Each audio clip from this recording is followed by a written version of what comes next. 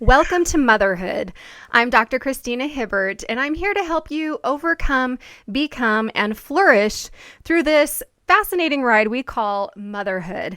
Now, today on Motherhood, we're actually going to be talking about fatherhood because, in case you didn't know it, mothers, fathers are pretty important to our children's lives.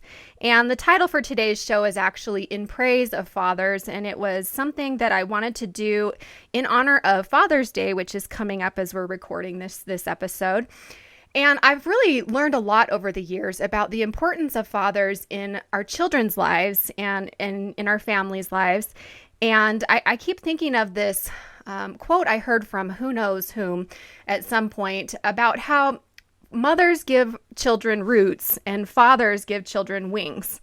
And I like to think as a mother that I also give my child wings, and I also like to think that my husband gives them some roots. But I'm thinking of an example when I first realized how true this statement was when I was a younger mother, because I feel like I'm still pretty young. But anyway, when my husband and I were young, and we had two young sons, and they were about 3 and 18 months old, and we were at this park. We were in graduate school. We were living in Los Angeles. We went to this park for the day, and I remember the 18-month-old boy, they're both boys, and they were climbing all over this jungle gym, and I remember he climbed up to the top where there was a bar that you could kind of reach out and, climb down a ladder or something. And he grabbed the bar and he was swinging on the bar way up high. And I was freaking out like, oh my gosh, do not do that, Colton, stop. And my husband's like, let him do it. He's fine. It's no big deal. At the same time that we turn around and he goes over and yells to my 3-year-old son who's at the top of this big hill on his big wheel, come on, Braxton, come on down. I'll catch you. And he just zooms down the hill and I am freaking out as a mom. And yet, boy, those boys were having a grand old time. And it made me realize, okay, I guess I need to step back a little and let my husband do his thing. So before we get into today's topic, which we're really going to focus on how we moms can help fathers encourage their fatherhood role and encourage their, what they do with our children. And I just want to mention that I realize that many of you listeners out there are in different situations, that some of you are single parents, that some of you may have never had a father involved in your child's life at all. And some of you are going through divorce and navigating tricky situations with your child's biological fathers. But I wanted to say that whether your children have a father in their life or not, we are going to talk today about things that you can do to help them have that father figure and to still gain the benefits of having that role model in their life in other ways. So just keep that in mind as we go on today. I am excited to introduce our guest, Dr. Daniel Singley. Welcome to the show. Thanks for having me. Oh, you're welcome. I'm excited to talk to you today because Danny, I'm calling you Danny. I hope that's okay. You can call me Christy. Please. I'm only Daniel when I'm in trouble, so yes. Let's just avoid that. That's how I feel about Christina too. So you call me Christy, I'll call you Danny. But Danny, Dr. Singley is. Both of us were on a webinar for Postpartum Support International not too long ago, and he was so funny and fun that I thought, I got to get this guy on the show to talk about fatherhood. And he also, though, isn't just fun. He also knows a lot of really important things about fatherhood. In fact, he is a board-certified psychologist, and he's the director of the Center for Men's Excellence, which I love that title, by the way. That's brilliant. I'm guessing you created that title. In addition to the men's stuff and fatherhood, I also do a lot of positive psychological, so I wanted to focus on men and excellence. I love that, and I'm a big fan of positive psychology too, so we will get along famously. In addition to running the Center for Men's Excellence, Dr. Singley he does research and he focuses his practice on men's health, and he has a particular emphasis on reproductive psychology and the transition to fatherhood, which we'll be talking about today. He also does trainings and presentations around the country, and he's really focused on trying to help organizations and individuals enhance their level of father inclusiveness. He also founded a grant-funded basic training for new dads. It's a nonprofit that helps new fathers, give them the tools that they need to be highly engaged with their infants and their children. And in his free time, if you ever get free time, I always say free time in quotes because, that's sort of like if that happens, right? Well, you men are usually better at getting free time. I don't know. I'm not so good at it. But in his free time, Dr. Singley likes to surf, cook, and he also has 2 sons who are 8 and 10, and he likes to take them on hikes and throw rocks at things. So that sounds pretty fun. Okay. All right, Danny. Yeah. So I'm so glad to have you here. We're going to jump right in.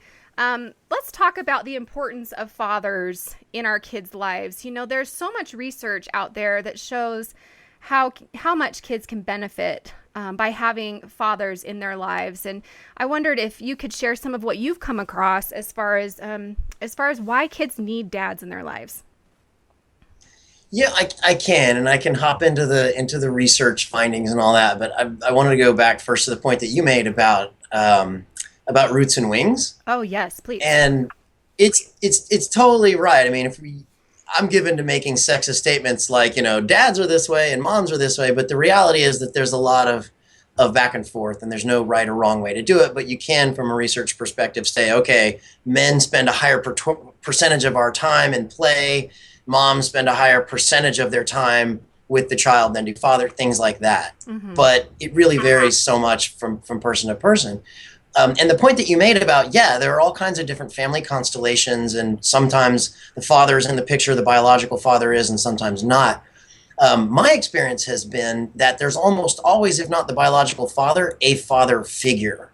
Right. It may be a neighbor, an uncle, a coach, something like this. And so, I mean, a lot of what we're talking about, even if it's not directed at the biological father, it's very likely to relate to whoever the father figure or figures might be in that person's life. Very good. I'm glad you said that because I do think that's really important. And I'm glad you made that point too, because you're right.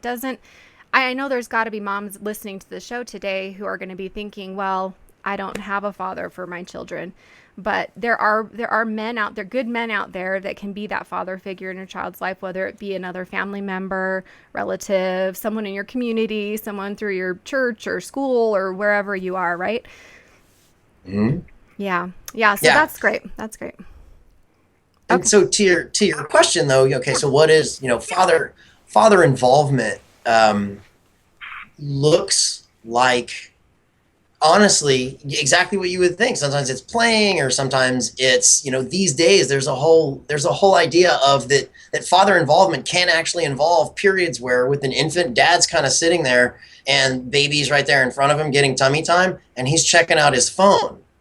And is that father involvement or is it neglect? And I don't honestly know. To me, there's a contextual, but just in terms of what are we talking about with father involvement? But that's a good point. Broadly, well, the times change, and as fathers' involvement with our kids, particularly with infants and newborns, has become greater, so has the specific ways that we do them. But generally speaking, father involvement is really good for dad, for mom, and for baby. And really the best research is out there on impact for the kids. And this isn't just when Timmy turns 2 and can throw a ball. It really starts pregnancy, conception, and setting the kind of habits that have dad involved. But when he does change diapers, when he does, put the baby down for a nap or be involved in feeding, and if he can bottle and so forth, I mean, the baby's grows up to be more psychosocially skilled, a better leader, more ready for school, to have more cognitive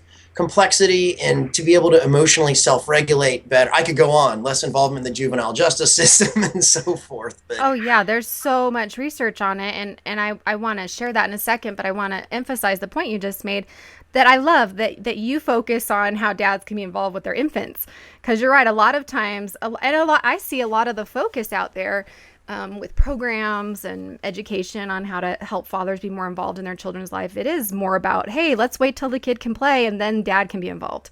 But you're really trying to help dads learn how to connect with their children from the moment they're born.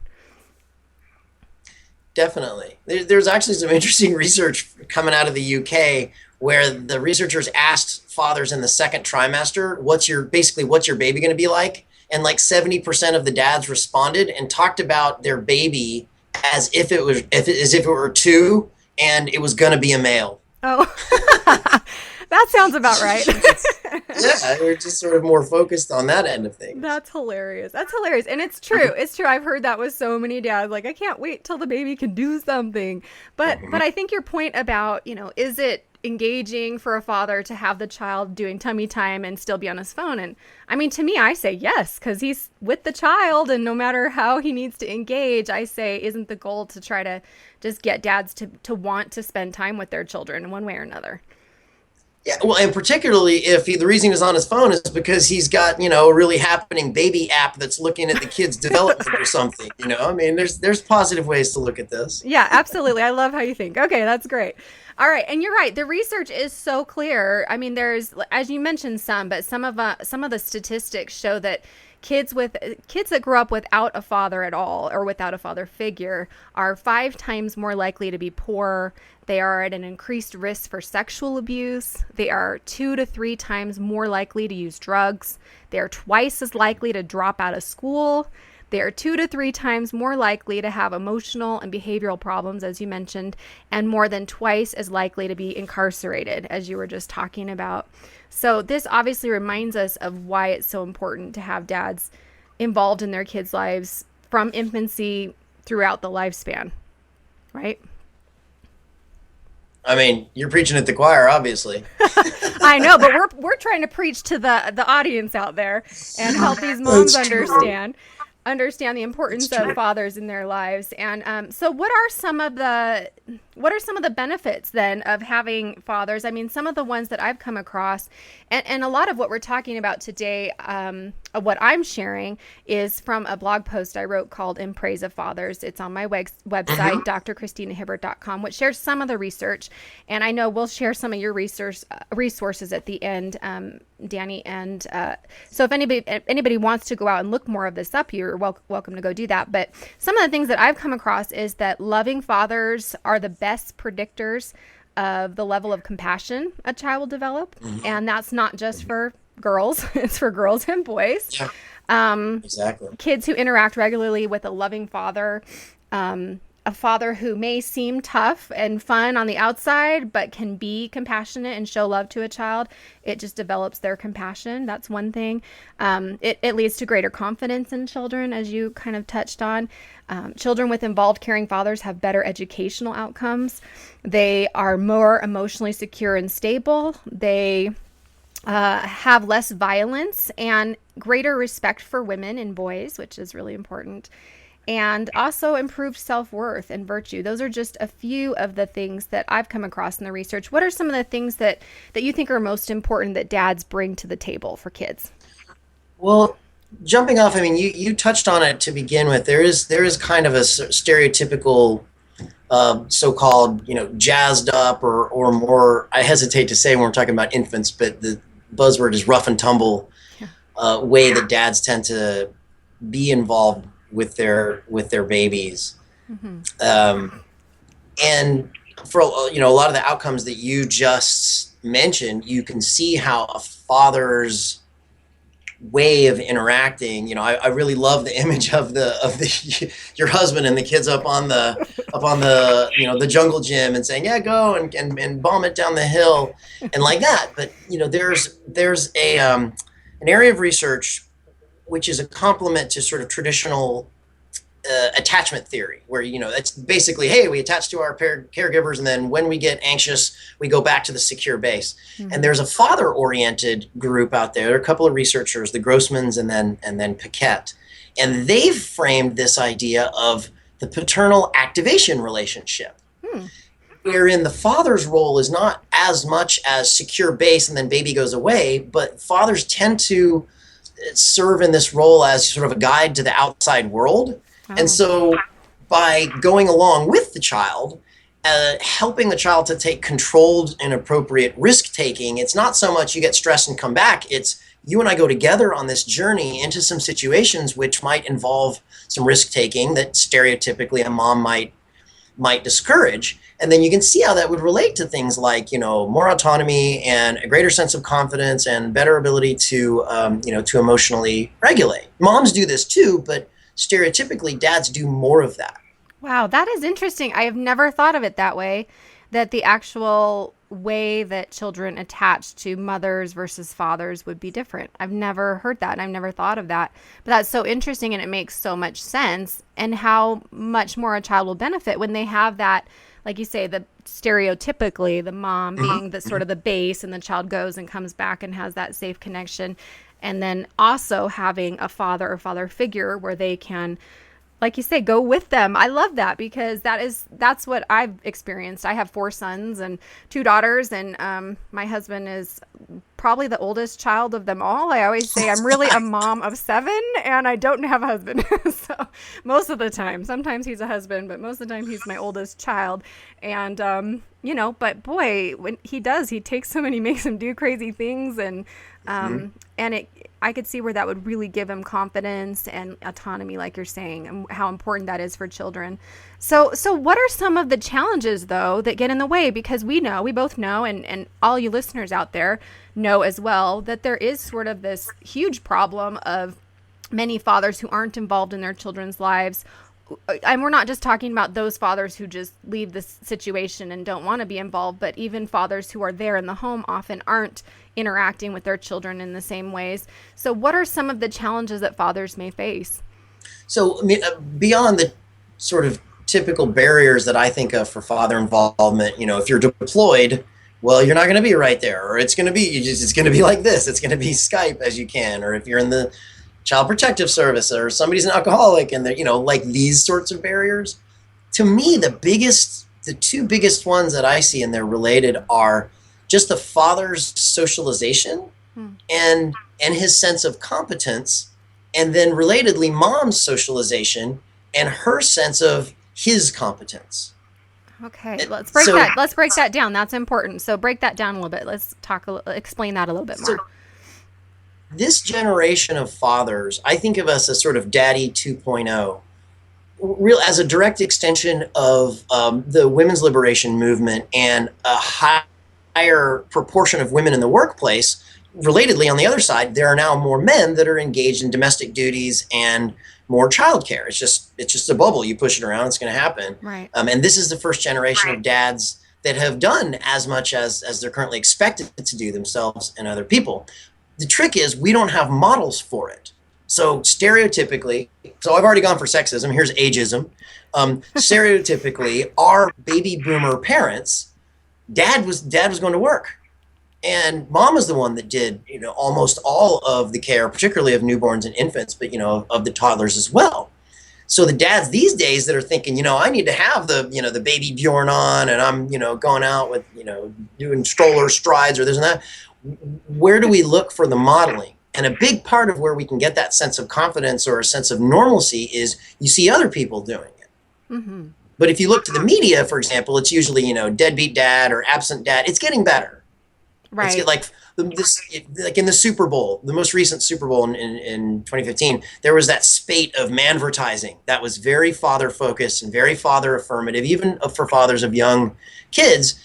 And we need more of that, because it translates to more confidence and normalizing of fathers being highly involved, even with infants. Okay. I love that. And how funny. Manvertising. Okay. Yeah. You have some great terms. I love that. But you're right. You're right. I hadn't thought about it, but I mean, think about it. You moms out there listening, how many of us just want to know we're not the only one feeling this way or doing what we're doing or whatever? And you're right. The more that we sort of normalize fathers being involved and wearing the Bjorn and, like you say, stroller strides. I'm trying not to crack up here, but it's true that that becomes more acceptable and more manly and part of the the fatherhood role. And it's more okay for fathers to participate in that, right? Well, yeah, you hit a really important word there, which is manly. Manly. You can't really talk about fatherhood without talking about masculinity, which most people don't. But fatherhood is based on the kind of man that the guy is. And the guy code, I think of it as the guy box, right? There are some really cardinal things that guys can do to stay within the guy box and basically not be vulnerable, not run the risk of being, shamed or seen as weak or something. And to be an engaged, involved dad and an engaged, involved, available partner to mom involves pushing out of that guy box somewhat, which is why the moms and dads socializations about really what dad should be can be a big barrier to dad feeling confident enough to, you know what, guy calls up, hey man, come on, we're gonna go have some beers tonight. Let's like, I'm gonna I'm gonna chill out. I'm just, I'm on baby duty or something. Oh, and starts getting ragged or the whoosh, that routine, right? Yes. Well, in order to push past that, the guy has to feel confident enough about it. Like, you know what? This is my fatherhood thing. It's more important to me than, being Mr. Cool. And it makes sense to him. And he has to be getting support from mom about it as well. Yeah, that is so true. And that's where we moms can make such a difference. And we're going to talk a lot more about this a little bit later in the show about how moms really are in a lot of ways, they can be the gatekeepers to dads, not only through access to the children and encouraging them, but as you're touching on, which is really important, how we view their role as a father and how we encourage them in that role, and how their friends and other family members and other people do that as well. I think you're bringing up really, really important points. Now, in addition to these kind of stereotypes that might hold fathers back, or the media and all of these things, there's also life problems and life stress and illness or mental illness or different struggles like that as men become fathers. And, we talk a lot about mothers and mental health, and now finally postpartum mental health is sort of, I've been in the postpartum field as an expert for years, like 20 years. And gosh, finally we do have these things like, yeah, thank you. He's bowing to me right now. That's very nice. But I went into it because of my own postpartum experiences and how there was just nothing available, as you know. And for those listening out there, that field has come a long way. And I remember the very first time we ever talked about dads in postpartum was I produced my video postpartum couples, which, by the way, is online for free if anybody wants to go watch it at my website. And they showed it at a Postpartum Support International conference, and they aired the video and we watched it, and it's very emotional. It's 3 couples, and these dads are talking about, the moms and dads are both talking about their experiences and what it was like for them as the moms went through postpartum depression, anxiety, and even psychosis. And the dads are all breaking down and everybody's crying and emotional, and the video ends, and then we finally started to talk about, here was a room full of women who'd all been through postpartum something or other. And we were all sort of looking around at each other like, have you ever talked to your husband about what it was like for him? Has anybody ever asked him? And I realized I had made the video and I still hadn't asked my husband what it was like for him. So finally, there's a lot more resources for dads, because just even emotionally, it can be a tough transition to parenthood for dads as well. Yes. Tell me about that. Yeah. Well, hugely so. I mean, one of the dynamics that I see as really setting the pick for fathers having a tough time with adjusting to fatherhood, and when I say the perinatal period for your listeners, I'm talking about between conception and about a year or so postpartum. But one contributing factor that I see being really problematic is this pervasive culture of the father's role is to provide resources, keep the saber-toothed tigers away, and support mom. All of those are important. It's not to say that they aren't, but hardly anybody is focused on dads need support too. Oh.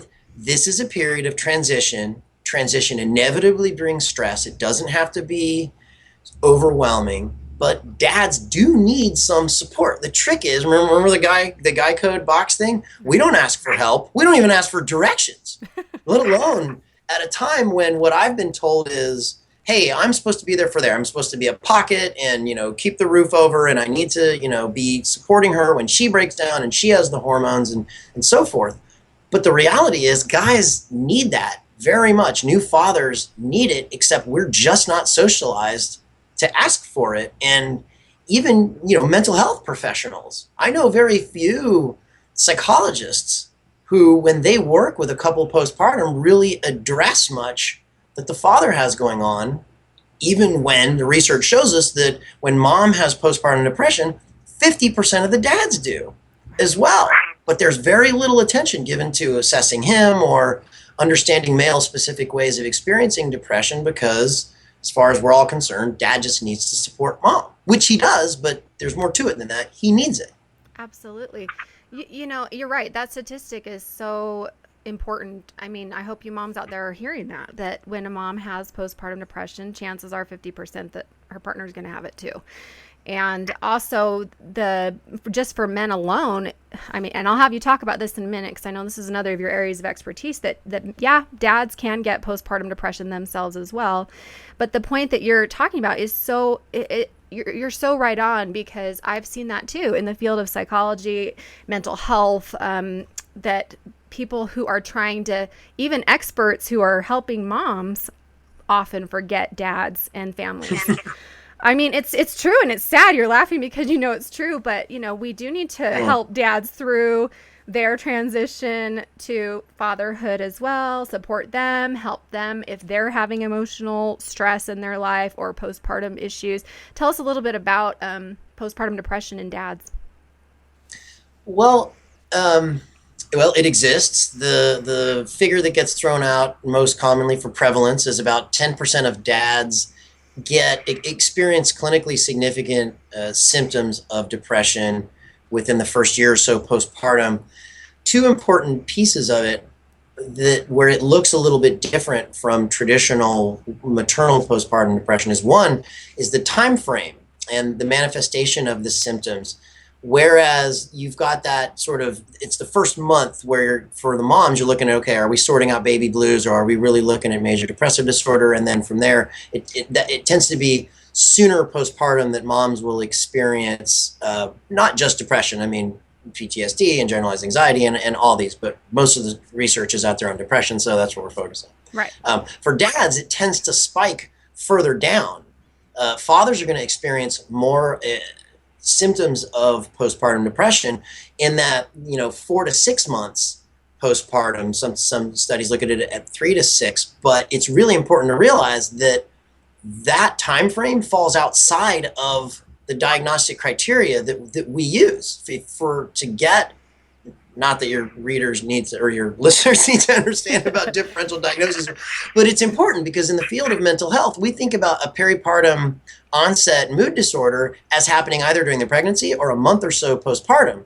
But for men, for the dads, if it's spiking well after that, then from the research as well as the clinical perspective, people aren't necessarily linking it to postpartum. So it spikes later, and then it can get worse throughout the year after. Mm-hmm. So that's the timing of it.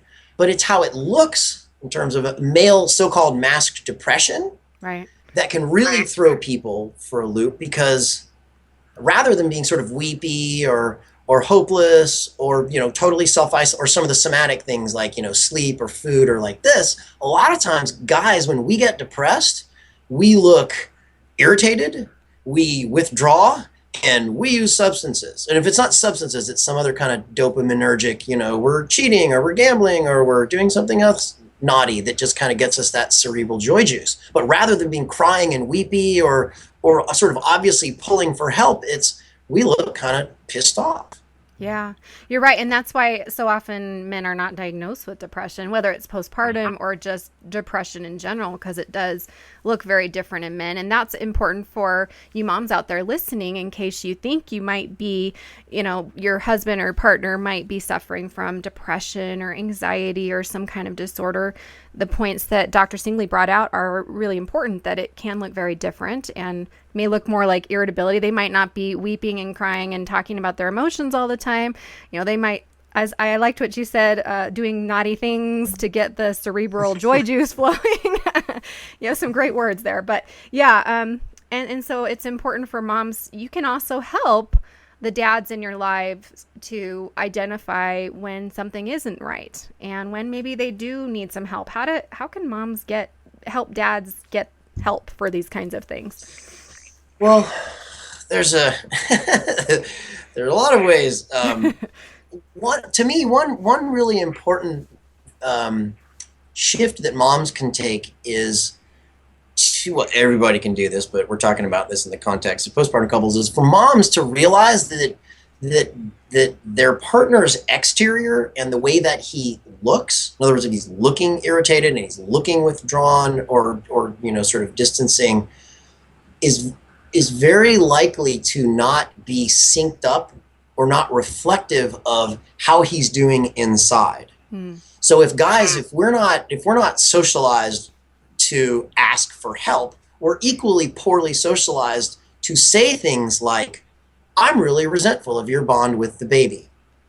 I'm really worried about whether or not I'm even a good dad. If I bring anything to the table, I feel useless, I feel depressed, I'm resentful, and so forth. That's like kryptonite for your average guy. I mean, we're getting more emotionally expressive and open. But to speak to your question, one is, so I do a lot of cognitive behavioral work, and so I talk with folks about this principle of mind reading. And so we tell ourselves, I know what that person's thinking, and then we just believe it, and we don't go collect the information about it. It can be really challenging to go to a guy, particularly one that's struggling, and say, just tell me about how you're feeling. And the guy's likely to go like, no, I'm good like this.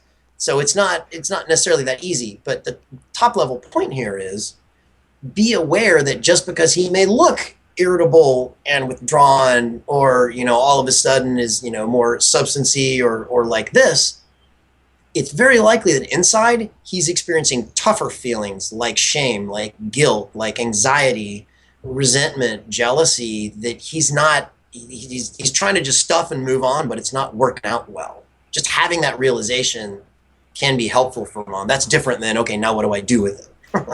Right, exactly. But that's kind of the beginning, because when you have that realization, then you can kind of look for ways to try to break in there and understand what might be really going on. And I think that obviously can be different for every relationship, and how you might be able to get him to open up, or get him to sort of, or understand better what's really going on inside. But that's a really, really important point. And obviously I would think that these challenges, like mental health challenges, or stereotypes, media, all of these things, I would think they can definitely impact our children's the father's ability to be present and be that father that they want to be. How do you see some of these challenges we've been talking about as impacting the father's ability to father? Well, sometimes they really do. You mentioned gatekeeping earlier, and that cuts both ways. But I'll see this. If dad's looking like he's out of the picture, or he's just not as involved, and his confidence is going down, and if mom's sense of confidence in him is going down at about the same rate, then they establish this culture of non-involvement for him, and that can be an engine for the less involved he is, the less confident he is, the more depressed he is. The more depressed he is and vegetative, the less involved, the less confident. And like this, and a key role that moms can play is to express confidence, and to catch dads being good. I mean, one of the ways that I find people are able to work most effectively with men is to celebrate successes, find and celebrate wins, even if they're little. But to find a way to genuinely put that out there, it takes the confidence and just starts incrementally going up. And the more confident you are, the more likely you are to engage in the behavior. The more you do that, the better your sense of adjustment to the role, the less depressed, and so on. So find ways to celebrate those wins. But even beyond that, give dad alone time with the baby as soon as possible. As soon as possible, as soon as feasible. And I tell people to do it in a staged way. If mom's taking a shower, well, then it's, dad's in charge of the baby for those 15 minutes. And, then dad's going to take the stroller and go around the block and, bring the baby bag with him, and just collect the data that when the baby's just with him, the baby doesn't explode. Right. And he can do this. And then 45 minutes, I'm going to go run some errands. I'm going to bring the baby with me. The baby starts crying. I don't explode. We can make this work. Getting time alone, getting time to build that that confidence. I mean, it doesn't just give mom some alone time. That's huge. And I'd say the third piece that's really, really, really important is encourage dad to get social support outside of the relationship with mom. Guys are socialized. We're only supposed to be vulnerable and open with our, I realize I'm being heterosexist here and we're only talking about male-female couples. We're talking in stereotypes today, but that's okay. This is the research, okay? Yeah. And particularly here in Southern California, there are all different kinds of family constellations, dual dads and lesbian moms, and so I want to. We made that disclaimer. It's okay. Okay, continue. Disclaimer made. But one of the things that moms can do that's hugely helpful for dads is to encourage him. In fact, get him to go out and connect with other folks. It doesn't have to be other men. It can be other men, other women, just families, friends, colleagues. But go out and get their social support needs met by somebody else. It's not fair for mom or dad to expect that the other one is going to meet all of their support needs, particularly during a difficult transition. Very important points. And I want to kind of emphasize these points because you're really giving some great strategies for moms, starting with the idea of finding the positives. And as you were describing that, it was like you're trying to build the positive cycle versus being stuck in that negative cycle that's kind of dragging dad and mom down. Because let's face it, especially if you're in a relationship with a father, you moms out there listening, when he's not happy and things aren't going well for him, it definitely impacts you and vice versa. So we want dads to be happy. We want moms to be happy and healthy, and we need to work together to do that. And I think, also we can all relate to the idea that we want to be acknowledged for the things that we do right and good. We want, our spouses, our partners to see what we do and to praise us or just, kind of say, hey, good job, or I noticed that. And yet you can ask yourself, those of you listening, do I do that for my husband, for my partner? Am I looking for the good and pointing it out and seeing when he is taking his responsibility, seriously and encouraging him in that way and building that positive cycle? Because if we want it from them, we kind of gotta, and I found too that, and I'm sure you kind of can relate to this, that as a psychologist helping others, it's so true that when you build and work on the positives, instead of just focusing on how to overcome the negatives, most people come into therapy, let's say, and they want to get over depression. They want to, fix their relationship problems. They want to stop feeling stressed, whatever it is. But I always try to kind of, and you were talking about positive psychology, it kind of comes from this idea that we also need to build the positives in our lives. So at the same time, we can fix the problems, but then what? And actually the founder of positive psychology, Martin Seligman, I was at a conference and heard him speak, and he said, what did he say? He said, we can clear the rose garden, but at some point we're going to have to plant the rose. We can clear the space and get rid of the problems, but at some point we got to plant something so that it can grow. And that's really what you're touching on, is the positive things we can do to start that kind of positive energy with dads and moms.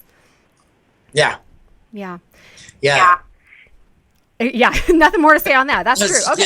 Okay. Very well said. Very well said. Okay, great. And then the other points that you were making about, you did touch on giving dad time with the baby, and that it can help moms with alone time. I mean, how many moms out there listening are dying for some time alone right now? I mean, as I record this show, it is summer. And my husband is currently at a golf tournament for the weekend, which anybody who knows... Wait a second, he's getting social support. He's not boondoggling. Okay, you're right.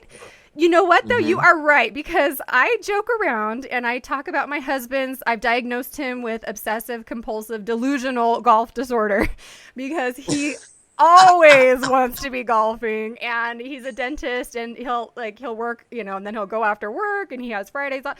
He's always golfing. And I used to really, really resent it because, when we had little babies, I was exhausted and I really did need some more time alone. And he would always say, hey, do your thing, go do something fun, whatever.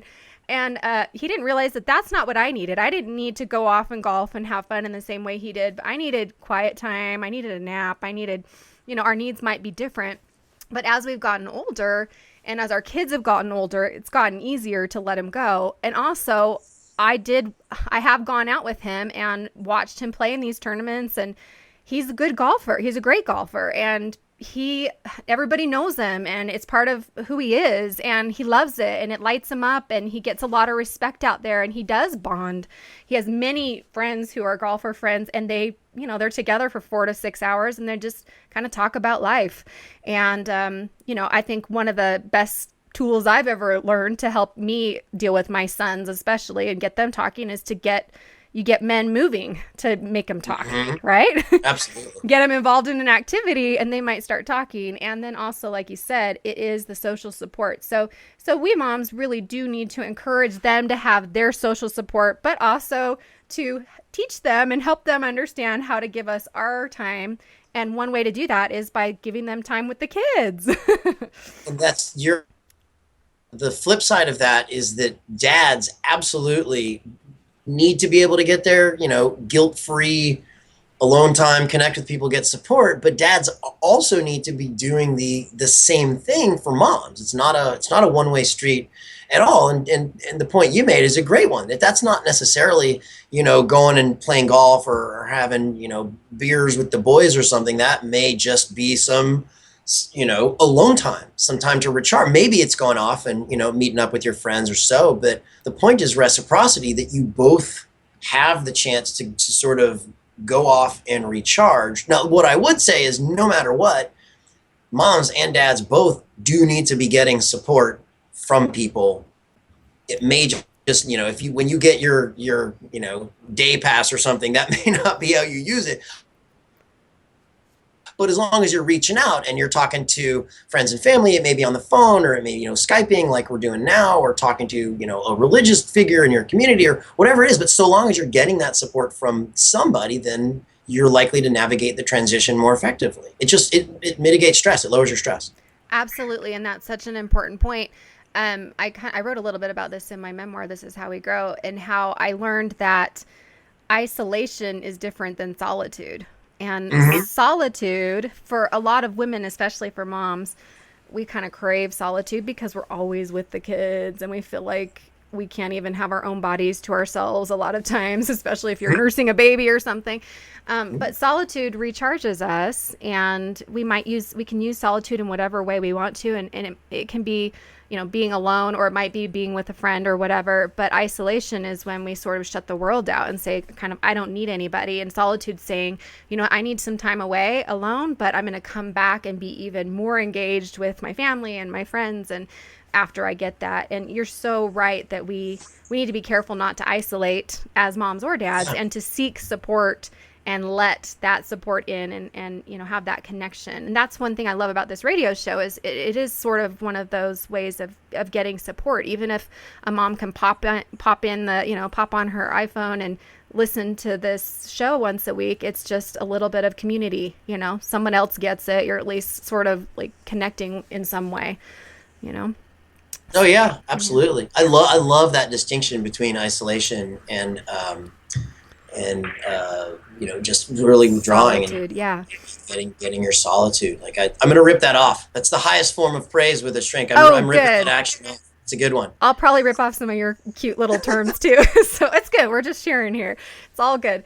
So this is great. And so what we're really touching on here is how moms can encourage dads in their fatherhood role, and how they can be that gatekeeper to give them access. And I think so many moms out there can relate, especially, I have to say, I think that as you get older, or as as your kids grow older, maybe it rubs off, kind of wears away a little, that we aren't so worried about dads being involved with the kids, or dads taking the kids alone, or the way that dad is going to get the kid dressed for school or whatever. But I do think still it's pretty big concern for moms, and that we moms need to realize that when we sort of step in and go, no, don't do it that way. That's not the right way. In addition to just giving them time with the kids, where, whether it's time alone with the kids or family time, all of us together, we really do prevent a lot of times fathers getting to just kind of do it their way. And I think that's a struggle for a lot of moms, but we need to realize that we really are doing our kids a disservice when we don't let dads do things their way. Wouldn't you say? Yeah, oh, yeah. And different doesn't necessarily mean bad. I mean, of course, there are behaviors that moms or dads can exhibit with their kids that are dangerous, and of course need need to be checked. But that's really, really important. It goes back to that, that paternal activation point. For a lot of dads, our natural way of interacting with kids is just to go along with them and engage in some more of that controlled risk taking, but underscore it's control. And that's a place of authenticity for us, but it can frankly be scary to mom. Another dimension that I feel bad. I get this a lot. It's like, oh, you're a Center for Men's Excellence and you're about moms and gatekeeping. Let me go on record. I love moms. I'm a huge fan of mom. I love my mom, my wife's mom. I believe you. We're good. Yeah, trust me. I'm very pro mom. Is in not just sort of safety concerns for is dad okay with the baby, but again, moms and dads, we've both, even though society now expects dad to be a lot more involved, the training that we got hasn't really caught up with that. Our modeling hasn't really caught up with that. And so some moms find themselves in a position of keeping dad a little bit more at arm's length, not due to the safety concerns, but more like, whoa, if you're stepping up as a parent, then who am I? What do I bring to the table? Because typically the perinatal care, the perinatal period, it's the mom's show. The parenting of infants and children is typically thought of as mothering. And so I'll work with couples actually fairly frequently where they're coming in and one issue that they have going on is he's not as involved as they want him to be, and neither one of them sort of is tracking that. They both have assumptions and trainings that amount to, well, he shouldn't be. And that can be one really, really tricky point, especially for moms. It can be sort of threatening. Look, if he's a really good dad and he's able to really do everything I can except for nurse, then what do I bring to the table? And that threat can be real, but it can be sort of back there and not conscious. I love that you brought this up because you're right. I don't think I've ever talked about this directly, but I can certainly relate to that as a mother. And I'm sure the listeners that are mothers can relate to that as well. I'm thinking of, as my kids got older, I wanted to have something that we say as they walk out the door so that they always remember, some brilliant saying. And so I was trying out my mom used to always say, act as cute as you look when you walk out the door. And so I was sort of saying that to my kids. And then my husband comes up with, don't have a great day. And then the kids would go, make a great day. And that stuck. And it sort of hurt my feelings at first. Like, wait a minute. I was supposed to create the motto that's our family motto whenever the kids leave every day. But my husband created it, right? And so it is. I think sometimes we do kind of go, wait a minute. I wanted to be the one to do that. I wanted to, that's supposed to be my job or whatever.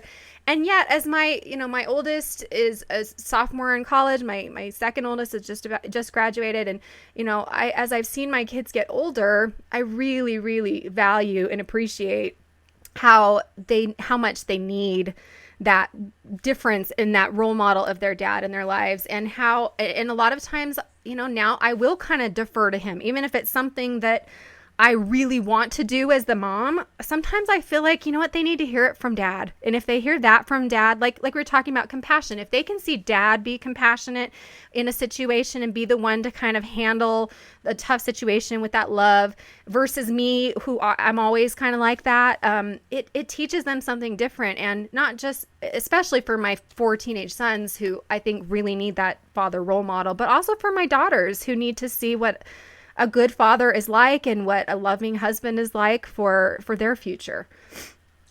And so you just hit on, yes. Yes, I feel like it's a mutual admiration thing. Oh, good. But the piece that I don't think we've hit, which is so critical, is what you just touched on, which is the relationship. Right. The mother and the father's relationship. I say this over and over and over again, that if I think of, as a triangle, you've got mom, you've got dad as 2 points, and then baby as the third. Mm-hmm. And if mom and dad are the legs that they're focused on are just them to the baby, and they're focused on being super mom or super dad, and they're super involved themselves, but their relationship is fallen apart, or worse, is characterized by, negativity or hostility or like this, those difficulties in the relationship themselves predict negative outcomes for the babies. Right. for It's not for just dad not being involved or whatever. It's the relationship that actually can cause the problems for the kids. Yeah. well, it's dad's involvement with baby and with mom. And with mom. That is a really important point. And so we need to focus on our relationships as well, because we do sort of model for our kids, don't we? I mean, we kind of model for our kids what a good, healthy relationship is like. We also, that give and take between us, if it's healthy, it can provide what we're talking about, these benefits that we've been talking about kids having, versus when it's an unhealthy and there's not the give and take, like mom's totally taken over or dad's, taken over and mom doesn't have a voice. Either way, when it's not sort of mutual respect, like you're talking about, it can have pretty negative consequences for the whole family and the kids, especially. Big time. Yeah, big time. Big time. That's why I'll frame it for parents as, well, I mean, I don't have my slide I like to show, but all the research in the area supports that statistically, right after the birth of a child, particularly the birth of a first child, the couple's relationship satisfaction goes down. Yeah. And it doesn't have to. And that's just a statistic. So sometimes the relationship satisfaction stays high. For other folks, it just stays low. It goes low to high, high to low. But in the absence of any other kind of qualifiers, you can expect that there will be some decrease in relationship satisfaction immediately following the birth of your first child. But it doesn't have to be that way. And because my focus is very much men and relationships, a big part of what I do to help work against that is to teach guys as well as the moms, that part of that has to do with blind spots that we have. And so one of them I referred to earlier was, we're not usually that good at asking for help. We try to stuff when stuff's hard and we move forward. And we're not usually that good at attracting and then really using in a substantive way social support. Like this. And so there are plenty of things that both moms and dads can do to keep the relationship strong in that transition. It's just that usually doesn't look like going on autopilot. Yeah, that's a really good point, because how sad it is that the time when you really are, most couples, if you're planning to have a baby, you're excited, hopefully you're excited to have the baby, and then your relationship is going to suffer so much. And a lot of couples, I mean, it's sad, but also a lot of couples just aren't prepared for that. They think that the baby's going to make their relationship great. And like you said, it can happen. Rainbows and unicorns. Yes, exactly. Exactly. Right. But it's a very, and you said this earlier, it's a very stressful time, obviously, having a new child. And then it sort of doesn't stop being stressful just because the baby grows up. I mean, as I say, they just move out of one tough phase and into another.